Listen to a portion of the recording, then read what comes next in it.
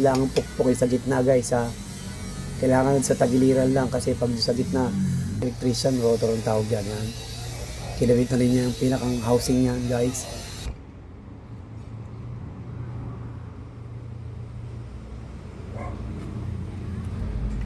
Ayan guys, kakabit na rin natin yung pangalawang bearing. Ayan. Ayun bearing, yung pangalawang bearing. Ayan. Pinakabit na rin ng ating electrician. Yan, ginagawa ng electrician ko yan. Para hindi siya lumabas at para hindi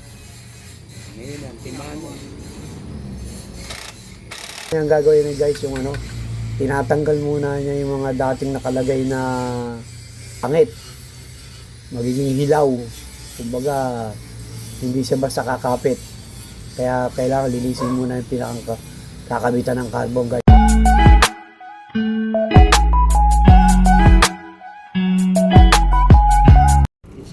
Guys, magandang araw sa inyo lahat guys. Yan, pakita namin sa inyo kung paano magbuo ba ng alternator at saka kung paano maglagay ng mga bearing, yung tamang paglalagay at paggagawa guys ha. Kung paano gagawin mga diskarte guys ha. Yan, yan, umpisahan na ng ating electrician si Dan. Yan, yung bearing na kinakabit niya guys, isa lang yan, dalawang bearing yung kakabit natin.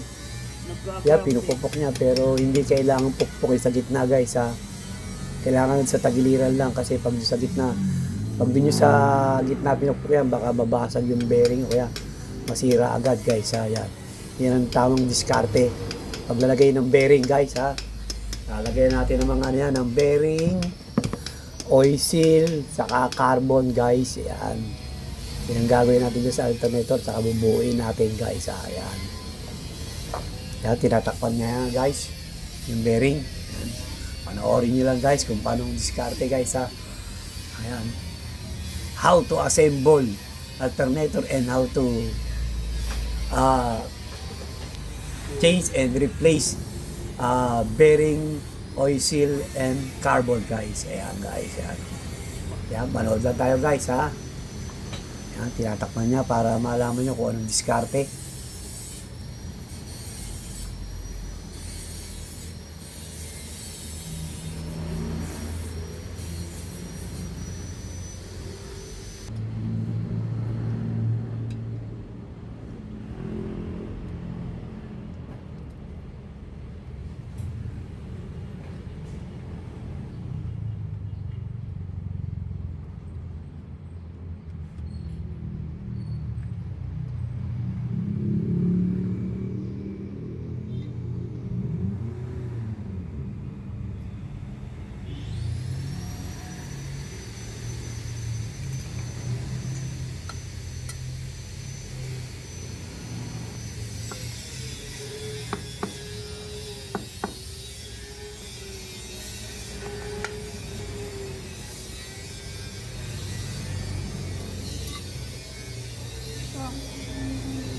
Yan guys, rotor yan ha, yung hawak ng ating electrician, rotor ang tawag yan. Yan, kinabit na rin niya yung pinakang housing yan guys.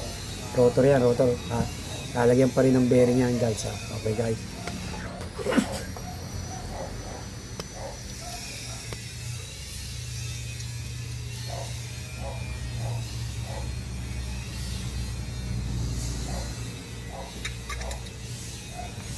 Yan guys, pati yung kanyang pulley, kinakabit na rin guys ha, yung pulley niya. Ano nga pa itong alternator to guys ha, 4BC2 ha guys ha. Yan yung kanyang alternator na ginagawa natin ngayon dyan guys ha, 4BC2. Yung pulley, kinabit na rin niya.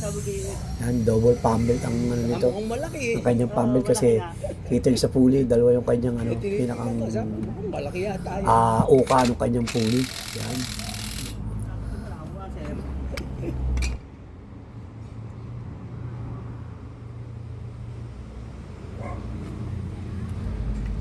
Ayan guys, kakabit na rin natin yung pangalawang bearing. Ayan, ayun bearing, yung pangalawang bearing. Ayan, pinakabit na rin ng ating electrician guys ha. Ayan, yun lang ang tamang diskarte kakabit. Ayan guys ha. Ayan ganun lang, huwag nyo basta pupupukin. Kinakailangan meron kayong tubong gamit na sakto doon sa pinakang ng bearing. Pag hindi, baka masira yung bearing nyo. Okay guys, ayan, sunod natin naman guys ay yung kanyang oil seal. Yan, lalagay na rin yung kanyang oil seal guys ha. Yung oil seal guys, nilalagay namin ng ng Mighty Band. doon sa may mismong pinakantabihan Nagkakarga pa naman. para hindi siya lumuwa. Ayan, yan ginagawa ng electrician ko. Yan, oh. Para hindi siya lumabas at para hindi daanan ng langis. Kasi once na lumuwa yan at nagkaroon ng puwang, diyan lalabas ang langis. Magkakaroon ng problema ang kanyang alternator. Baka masunog yung kanyang stator na yan. Saka yung kanyang rotor pag pinasok ng langis, guys, ha. Pag minamalas-malas kayo, baka magpalit pa kayo ng bagong alternator. Yan, ganyan lang diskarte. Pagpalit ng oil seal. Kinakailan, lalagay nyo ng ng mighty bomb para dikit na dikit siya, hindi siya luluwa. Okay, guys. Okay.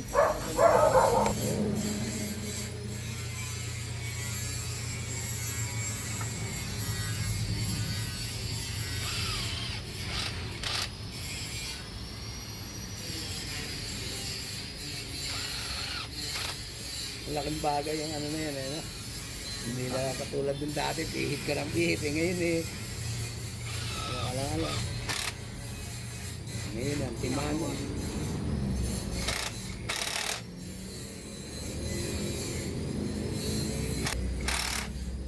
Putulang 14 dito, yung malakas ba?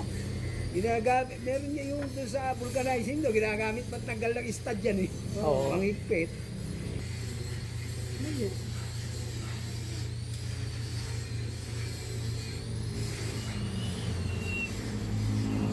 Yan, guys, susunod natin gagawin yung kanyang lalagay naman natin yung kanyang carbon, alternator carbon, guys. Yan. Yan, una niyang gagawin na, guys, yung tinatanggal muna niya yung mga dating nakalagay na hinang doon sa kanyang pagkakabitan ng carbon. Nililinis niya magaling kasi, guys, pag hindi niya tinanggal yan, hindi nilinis, magiging pangit ang kabit ng carbon, baka matanggal pa yung carbon. Yun, posibilidad na hindi kumagayan pagka hindi maganda ang contact. Yan, yung kanyang wire na ilalagay dyan sa pinakambakal. Yan. Yan. Kaya nililinis muna niya yung kanyang yung kanyang pagkakabitan ng carbon. Guys, yan ang diskarte lang, guys. Yung mga gagawin, kailangan yung matutunan. Yan, ganyan. Hindi basta kakabit yung carbon kasi pag basta nyo pinabit, pangit. Magiging hilaw. Kumbaga, hindi siya basta kakapit. Kaya kailangan linisin muna yung pinakakabitan ng carbon, guys. Yan. Yan, nilinis nila. Yan, kakabit na yung pinakang mismong carbon talaga. Yan, yung nilalagay na, guys. Yan, ganun lang, guys, ha. Para kahit paano, may na ako kayong idea man lang o tip sa paglalagay ng mga carbon, oil seal, saka bearing, guys, ha. Yan, Tapos saka ihinang mamaya yan, guys, ha. Yan. Ganun lang, para siguradong may connecta. Kasi pagka walang maglilinis ng gusto, mawala ng connection, kaya hindi kaarga ang alternator nyo. Kaya kailangan malinis yung pagkakabitan ng alternator, yung pinakang wire niya. Okay, guys?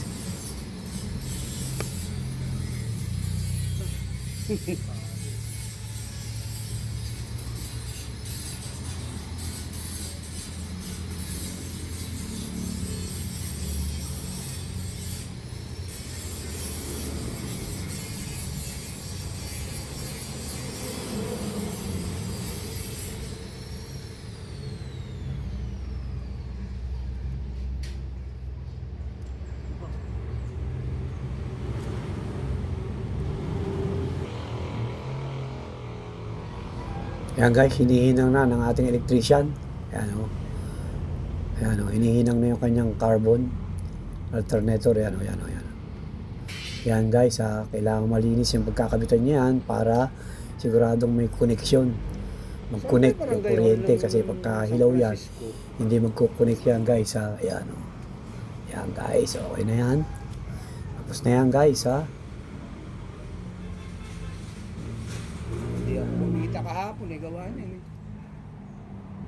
Saka putang gagasusan pa, Pati yung matatagal na roon, kukuha pa rin. Ang tagal-tagal na roon Kukuha pa nila ng ganon. Buti sana kami, bago lang, pwede pa talaga. Yung mga matatagal na roon, dapat hindi na nila.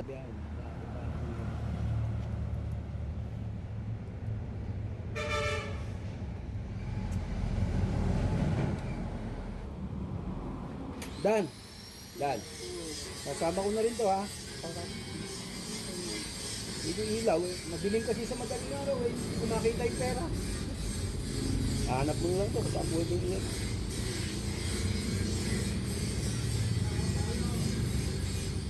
Hirap, sa madaling araw, hindi ko makita yung baril. Bibili kita ang baril. Ayan guys, siyempre importante, test nyo kung talagang gumagana na yung mga kinabit nyo ha, yung kung sa ko connection na, kung mayroon siya, kung walang grounded o ano. Yan, importante ha, kailangan matesting. Yan, okay na. Kakabit na yung pinaka-vacuum niya guys, ayan. Yung pinanggagalingan ng hangin, yung kumukuha ng hangin. Ayan guys ha, yan yung vacuum. Ayan, pinakabit na, tapos na yan guys. Nakakabit na lang mamaya yan guys ha, ayan. Ganyan na lang paggagawa ng ano guys ha, ng alternator, kung paano magbuo, kung paano ilagay ang kanyang mga bearing, oil seal, at mga carbon. Yan guys ha. Guys, sana subscribe nyo kami sa aming YouTube channel, EMB TV. Pa-like at pa-share na rin guys, at pindutin notification bell para lagi kayong updated sa mga share na yung video at ipopost guys. Yan guys, kakabitin na yan, tapos na yan guys. Guys, thank you for watching guys ha. God bless you all guys. Thank you. Ano nga pala makita nito guys ha, 4BC2. Yan, kakabit na lang yan guys. Tapos na yan guys ha. Sana may nakuha kayong tip o idea man lang guys ha. Yan, sa sinare na yung video guys. Yan. Thank you guys for watching. Bye bye.